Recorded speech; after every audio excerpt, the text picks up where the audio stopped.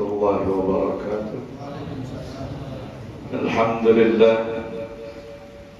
لله على جميع نعمائه. أحمده سبحانه وتعالى وأشكره شكرا يستجلب المزيد من آلائه. اللهم صل على سيدنا محمد وعلى آله وصحبه من سار في دربه الذين ارتقوا صهوة المجد بقربه وتفيأوا ظلال الشرف الأصلي بوده وحبه وسلم تسليما كثيرا. أما بعد، حضرات الموقرين المحترمين، para tuan guru, para asatidz, para hadirin, hadirat, khususnya sahibul majlis Al-Ustaz Al-Hajj Mukhyar sekeluarga. Mudah-mudahan apa yang diniatkan khususnya dalam majlis ini diwujudkan oleh Allah Subhanahu wa taala.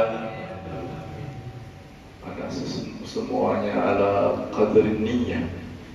Semuanya itu tergantung niatnya seseorang. Fan-niyyah matiyah. Niat itu sabda Nabi adalah kendaraan. Apabila niat kita baik, insyaallah akan menuju hal-hal yang baik. Mudah-mudahan Allah Subhanahu wa taala memberikan kita keikhlasan. Wa ma umiru illa liya'budullah mukhlishina lahud-din.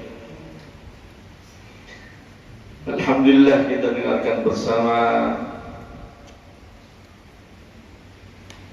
hikmah-hikmah ilmu dari torehan pena Syekh Abdul Samad Al-Falimbani. Bahkan para masyayikh kita menyatakan kenapa karya-karya ulama itu lebih mengena dalam hati, karena keikhlasan itu. Ketika kita membacanya kata per kata, karena dikatakan oleh ahli hikmah, akhraj minal qalb sa'adaf al-qalb. Apa yang keluar dari hati masuk ke dalam hati.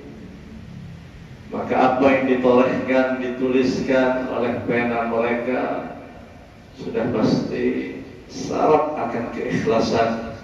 Disitulah sirrul barakah, rahasia dari keberkahan ilmu.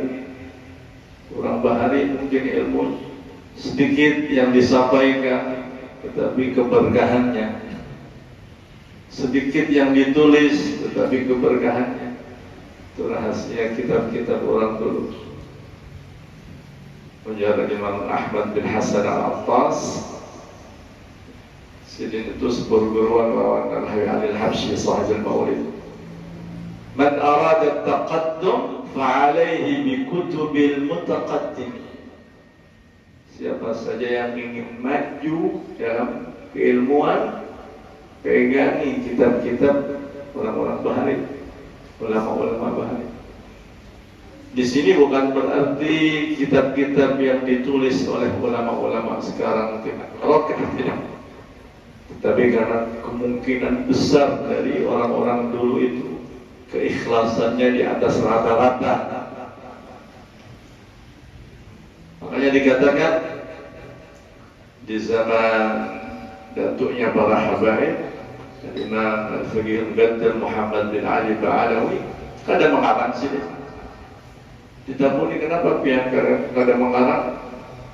Aku ini mengarang rijal, ta'lifur rijal, mengarang generasi, mengarang para ulama. Hanya di zaman di antara cucu sini Syekh Ali bin Abi Bakar As-Sakran, kada salah tercatat dalam sejarah, Sidin di antara yang pertama kali mengarang dari kalangan para habaib. Di antara kalangannya Kitabun Niyat, Kitabun Niyat, kada salah kitab itu termasuk kemudian dilanjutkan oleh Imam Abdullah bin Abi Bakar Al-Idrus Al-Akbar, kemudian terus sampai zaman Imam Abdullah bin Alawi Al-Haddad. Dalam kitab Risalatul Mu'awanah, Imam Al-Haddad menyatakan pentingnya mengarang di zaman sini. Kenapa? Karena setiap ulama dihadapkan dengan tantangan yang anyar. Bahasanya diperbaharui pula.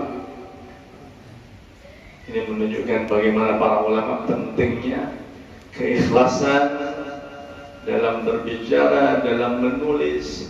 Di situ menjadi sirrul barakah, keberkahan ilmu. Mudah-mudahan Allah Ta'ala tidak mengharamkan kita keberkahan guru-guru kita, keberkahan ulama-ulama kita dari karangan-karangannya. Apalagi tadi yang dibahas tentang masalah menjaga lisan. Wah, ini mungkin lisannya dijaga, tapi jari jemarinya ada dijaga. Sama aja. Menulis ini di grup, menulis ini di grup, menulis ini, men-share ini yang isinya mungkin fitnah, kebohongan dan lain-lain. Wal'iyadzubillah. Qala asy-sya'ir ihfaz lisanaka ayyuhal insan la yaldaghannaka innahu thu'ban. Thu'ban itu ular, jangan sampai mematuk. Ular, karena lisan itu diibaratkan seperti ular apabila lisannya tidak dijaga. Dalam kitab Syarah Al-Arba'in An-Nawawiyah dari Imam Al-Jaradani alaihi rahmatullah, qil wallahu a'lam anna Sayyidina Abi Bakar As-Siddiq radhiyallahu anhu, Khalifatul Rasulullah Sayyidina Abi Bakar As-Siddiq, meletakkan batu di muntung sini untuk menjaga supaya apa yang keluar dari lisanku ini apa bermanfaat, apa tidak bermanfaat. Ada di Bangil itu ayahnya Habib Ahmad bin Husain As-Segaf, guru kita hafizahullah, mudah-mudahan diberikan kesehatan oleh Allah. Termasuk di antara murid pertama Abuya Al-Maliki rahimahullah, yang merintis pondok Darul Ihya ini. Ayah Sidin itu faqih, ahli fiqih, bahkan mintuha itu Lancak Bekesah, guru Gaspul Lancak Bekesah. Setiap ada masalah nangalih, aku teleponin Habib Husain, ada jawabnya. Subhanallah. Padahal Sidin setiap harinya menjaga toko, tapi berapa kali menghatamkan Ihya di toko. Belum lagi di majelis ini, di toko berapa kali menghatamkan Ihya. Setiap kali ada masalah, aku tanyakan ke Habib Husain, ada jawabnya. Ya betul. Sampai jawabnya itu lain jawaban biasa. Ini disebutkan di kitab ini disebutkan di kitab Muhaddab. Yang orang ingat itu Bekesah itu. Ini disebutkan di kitab Muhaddab. Kaitannya dengan menjaga lisan, ada orang mengatakan Sidin menghadiri Rauhah Haul Gresik, Habib Abu Bakar Gresik, kayak Asegaf. Bahari masih sepi orang menghadiri Rauhahnya, sepi. Ada ramai kayak wah ini. Itu orang mengantarkan di mobil itu, dia baca sih. Mulai Bangil sampai Gresik dia la yantiq bi binti Syafah, jar orang Arab, la yantiq bi binti Syafah, satu kata pun tidak keluar, dia baca. Ini contohnya orang-orang alim. Allahumma shalli ala Muhammad. Alhamdulillah, disitulah para ulama mengajarkan kepada kita bagaimana bersyukur kepada Allah. Di antaranya itu menjaga jawarih. Di antara jawarih anggota badan adalah al-lisan, adalah lidah kita. Karena syukur itu Artiannya sarfu jami'i ma an'ama Allah alaih ila ma khuliqa li ajlih. Ujar Imam Damanhuri di syarah Idahul Mubham ala Sulam fil Mantiq. Sarfu jami'i ma an'ama Allah alaih, memfungsikan semua yang diberikan oleh Allah berupa kenikmatan sesuai dengan tujuan diciptakannya. Termasuk lidah kita ini untuk apa? Lidah kita diciptakan untuk berzikir kepada Allah, untuk membaca Al-Quran, untuk membicarakan hal-hal yang baik. Oleh karena itu di kitab Bushral Karim, kitab fikih, disebutkan apa hukumnya berbicara ba'dal isya. Makruh aja. Ujarkan Ustaz Kasbun, makruh berbicara ba'dal isya, kecuali tentang ilmu. Bahkan termasuk pengecualian berbicaranya seorang suami dengan anak istrinya, menghibur anak istrinya, itu termasuk pengecualian. Makanya semuanya memerlukan ilmu. Ada orang mungkin wibawa di luar, ketika bertemu dengan anak istrinya wibawa juga, kasihannya anak istri.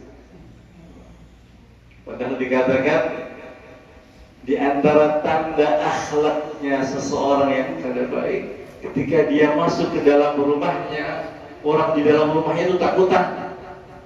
Yang asalnya pertawaan, ayahnya datang takutan, berarti menunjukkan ayahnya akhlaknya kada baik. Sampai seperti itu. Kaitannya dengan menjaga lisan, riba, ini sekarang disepelekan, dianggap sesuatu yang biasa. Imam Ghazali, belum ingat Ihya Ulumuddin, jangankan melafatkan, berisyarat saja itu terhitung riba. Misalnya fulan bin fulan datang masuk room, dia mengedipkan matanya, ke kawalnya paham maksud dari kedipan mata itu adalah fulan bin fulan yang datang, ada arti mengejek, dikategorikan riba juga. Jadi Imam Ghazali, subhanallah, Imam Ghazali dalam Ihya Ulumuddin dikatakan oleh Imam Al-Haddad sahibul Ihya itu apa? Imam Ghazali itu tabib. Ihya Ulumuddin tahit qulubuna wa yakshifu 'anna wa yukshafu 'anna hammuna wa kurubuna kitabun hawa al-'ilma alladhi huwa nafi'un mu'allifuhu ustaduna wa tabibuna. Pengarang Ihya itu ya, Imam Al-Haddad, ustaz kita dan dokter kita, tabib kita. Subhanallah, benar-benar. Ada Imam Al-Ghazali jazahullahu khairan, begitu detil, begitu rinci membahas dalam kitab Ihya Ulumuddin. Beberapa tahun yang lalu datang ke Bangil Syekh Anas Asy-Syarfawi. Sidin ini terhitung, ini termasuk pentahqiq, pengkaji kitab-kitab karya Imam Al-Ghazali. Subhanallah, sampai kalau kita melihat gaya Sidin itu mirip dengan Imam Al-Ghazali, karena sudah terpengaruh dengan karya-karya besar Imam Al-Ghazali alaihi rahmatullah. Bagaimana menjaga al-a'dha' as-sab'ah, jangan diihya. Al-a'dha' as-sab'ah itu anggota badan yang 7, jangan diihya. Bidayatul hidayah lebih dahulu, sudah sangat cukup kalau kita mengamalkannya. Sudah sangat cukup. Kita mulai dari bidayatul hidayah, naik pulang Minhajul Abidin, naik pulang Al-Arba'in Al-Asl, ihya ulumuddin. Limbah itu hikam kan. Makanya dikatakan oleh para ulama al-kutubul ghazaliyah, khususnya para habaib, para alawi, al-kutubul ghazaliyah sebelum syadziliyah. Bacalah, banyak membaca kitab-kitab karya Imam Al-Ghazali karena banyak menumbuhkan khauf, takut kepada Allah Subhanahu wa ta'ala. Jadi Imam Al-Haddad di kitab Nasaih Diniyah, orang itu masih tergolong mukhallid, lain mukhalid. Mukhalid itu artinya orang kerabu, mukhalid ulun ini. Mukhalid ini mukhallid, tasdid, mukhallid alias campur aduk, taat maksiat, taat maksiat, taat maksiat. Apa yang harus dimiliki oleh dirinya? Khaufnya harus lebih banyak ketimbang rojanya. Rasa takutnya harus lebih banyak dari rasa pengharapan. Tapi pun orang itu ideal jalur Allah ini harus seimbang. Itu yang bagus antara khauf dengan raja, harap kepada Allah, mengharap akan surga Allah, mengharap akan pahala dari Allah, kemudian takut akan neraka Allah, takut akan siksa Allah. Dikisahkan seperti itu, dikisahkan oleh Imam Ibn Ubaidillah As-Sigaf dalam kitab Sidin berjudul Al-Udul Hindi, 2 jilid. Itu ada orang penceramah ini terkenal, apa ngaran itu, nang hadir itu pasti menangis. Di antara yang hadir beberapa orang nang pingsan. Akhirnya diceritakan dalam kitab itu, penceramah ini tidak disebutkan namanya, berceramah dengan semangatnya. Ternyata di antara yang hadir jatuh tersungkur, tidak pingsan tapi mati. Kan harus datang mamanya, marah mamanya kepada penceramah tersebut. Hai fulan bin fulan, menyebabkan anakku mati karena dimarahi oleh emak-emak ini. Mati dia penceramahnya. Lain orangnya penceramahnya. Cerita ini menunjukkan apa? Ketika telah menyampaikan pembahasan, tidak selalu harus khauf, takut akan neraka terus. Juga sebaliknya, jangan hanya surga, tapi kadang-kadang kita menceritakan hal-hal yang menumbuhkan rasa takut, kadang-kadang hal-hal yang menumbuhkan rasa harap akan surga Allah Subhanahu wa ta'ala. Diceritakan oleh Abu Ya Al-Maliki rahimahullah ketika hanya menggantikan ayah Sidin di Masjidil Haram. Itu rancak, serius, pelajaran Sidin itu serius terus. Akhirnya ada masukan dari yang hadir, ya Sayyid, karena saya itu teman lagi Abu Ya Al-Maliki, ya Sayyid, dulu bahari kita menghadiri pengajian ayah Bian, kita ini keluar dari majelis tertawaan bahagia. Wah, ini kita keluar dari majelis menangis terus. Oh, kata Abu Ya Maliki, berarti penting kita mengisahkan hal-hal yang membuat orang senang. Apalagi sekarang orang banyak sedih. Kita bacakan hikmah-hikmah Imam Ibn Atha'illah As-Sakat dari syair-syairnya Habib Ali Al-Habsyi.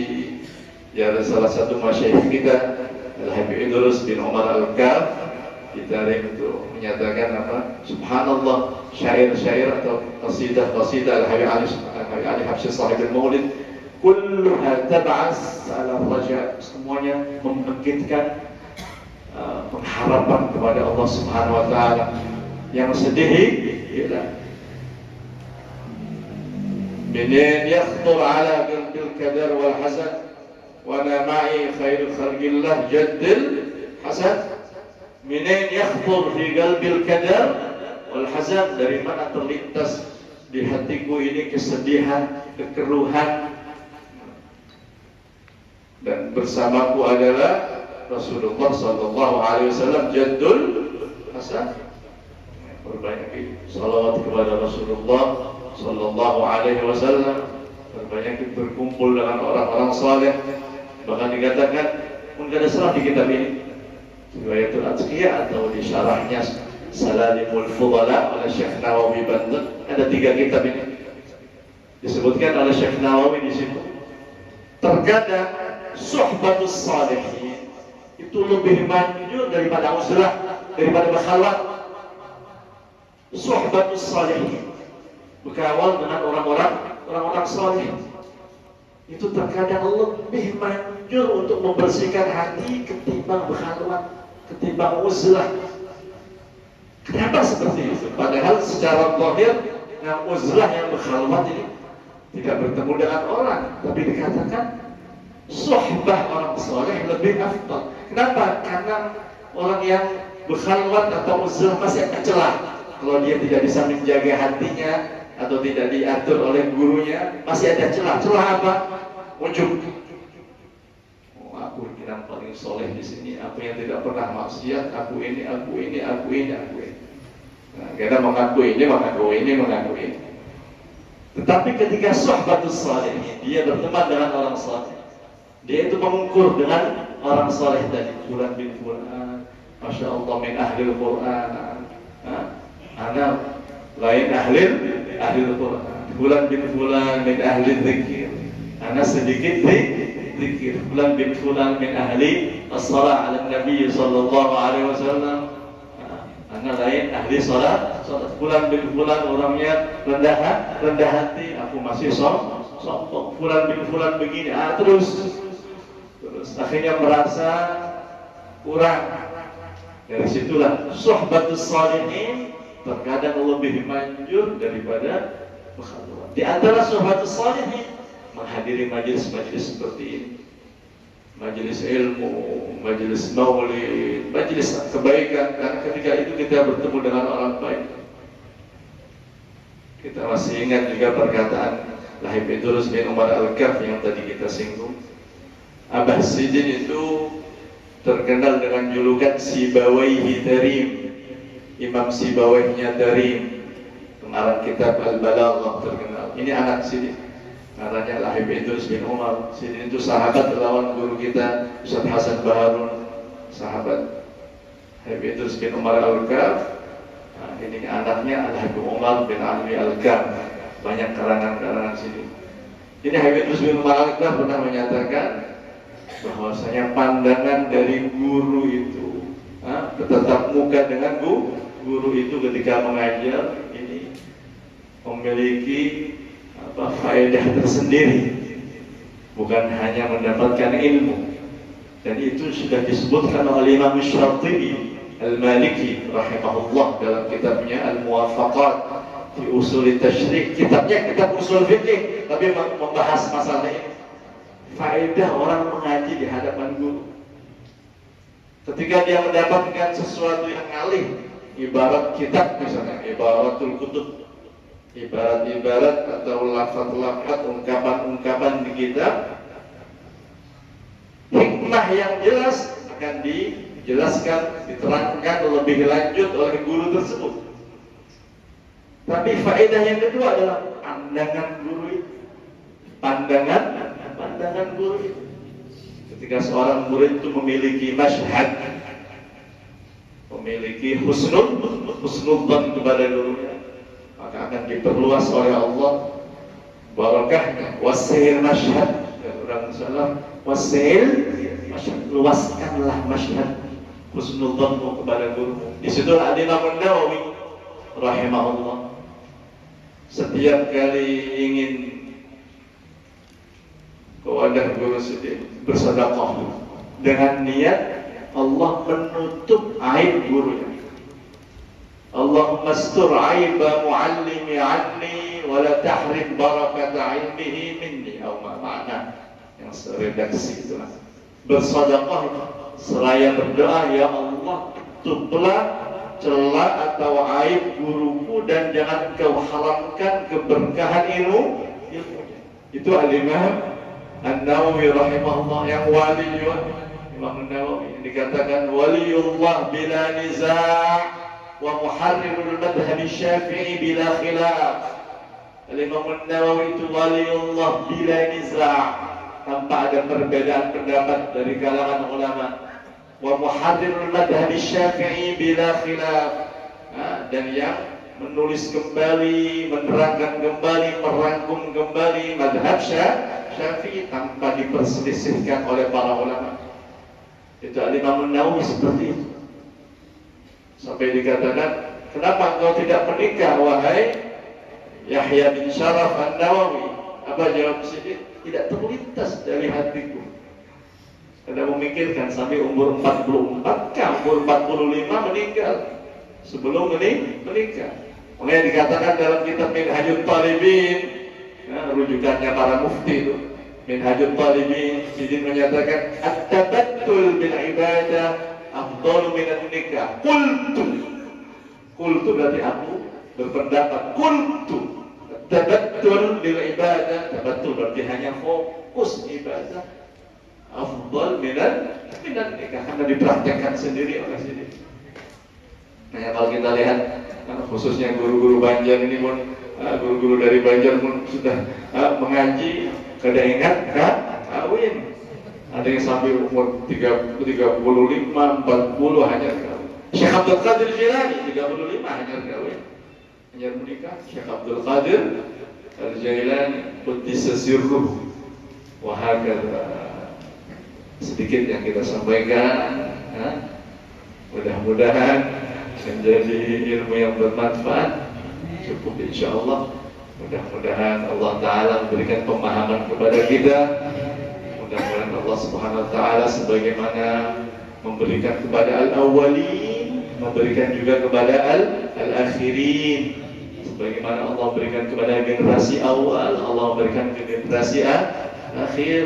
Mujarrib Hasan bin Salih Al-Bahr As-Saqi Baqi As-Saqi Baqi alladhi yu'ti al-awwalin yu'ti al-akhirin. Yang memberikan kepada orang-orang dulu, memberikan kepada orang-orang sekarang. Qala Imam Ibnu Al-Bardi, la taqul qad dhahabat arbabuhu kullu man sara 'ala ad-darbi wasal. La taqul qad dhahabat arbabuhu, jangan kau katakan sudah kada ada wali, tidak ada wali lagi, tidak ada orang alim lagi. Kullu man sara 'ala ad-darbi wasal, setiap orang yang berjalan di jalannya. Kita ingin kemana? Kalampayan kah? Mana jalan Astagfir atau yang lain? Wasal, dia pasti akan sampai. Allahumma hadina bihuda waj'alna mimman yusari'u fi ridha wa la tuwallina waliyan siwa wa la taj'alna mimman khalafa amraka wa 'asa. Allahumma hadina min 'indik afrid 'alaina min fadlik wanshur 'alaina min rahmatik wa anzil 'alaina min barakatik. Allahumma inna na'udzu bika min dhanbin yamna'u ghaytha as-sama'. ربنا هب لنا من ازواجنا وذريتنا قرة اعين واجعلنا للمتقين اماما ربنا لا تزغ قلوبنا بعد إذ هديتنا وهب لنا من لدنك رحمة انك انت الوهاب اللهم احسن عاقبتنا في الامور كلها واجرنا من خزي الدنيا وعذاب الاخره اللهم اقبلنا على ما فينا اللهم اقبلنا على ما فينا اللهم اقبلنا على ما فينا صلى الله على سيدنا محمد وعلى آله وصحبه الحمد لله رب العالمين. سر الفاتحة. أعوذ بالله من الشيطان الرجيم.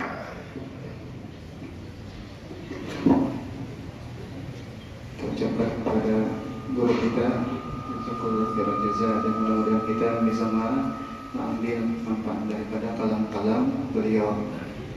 Sidin ada di si pondok, hanya pondok Ribat Imam Ghazali. Jadi kalau misalnya ada dia atau keluarga atau anak atau apa hendak merasai mondok itu nggak bisa apa? Bisa aja itu merasa dipanggil misalnya itu rasanya masuknya iya saja 700 sejuta 600 masuknya. Nah, per bulannya 600 700-an, 700-an. namun kita di Martapurannya kira-kira ada sampai pondok hanya masuk itu 6 juta ada, kita hanya masuk, nah, ya 6 juta, lebih 2 juta, 3 juta, pondok tuan kuring di situ, nah. Syariahnya bulanannya itu 1 juta atau apa, ini 600-700 saja, nah. Kita misalnya makannya anak tuan sehari 2 kali, 3 kali misalkan 20.000 juga, sehari gitu. Kamu ini dilajari, dijagakan. Nah, di hafalan pulang itu, bahasa Arab pulang, terkadang bahasa Inggris misalnya, Insya Allah menghafal misalnya Jurumiyah, Alfiyah, Zubat, Masya Allah. Ya, misalnya ada handak itu daripada pondok sini sebulannya, ini tadi 700-an. Kita menggaduh anak ya, naik tujuan di sini nggak ada apa-apanya, 5 kali ya 20.000 juga. Dan ada berkahnya, ampun maaf, minta reda, kita bertahlil gasan, datuk, atau apa ya.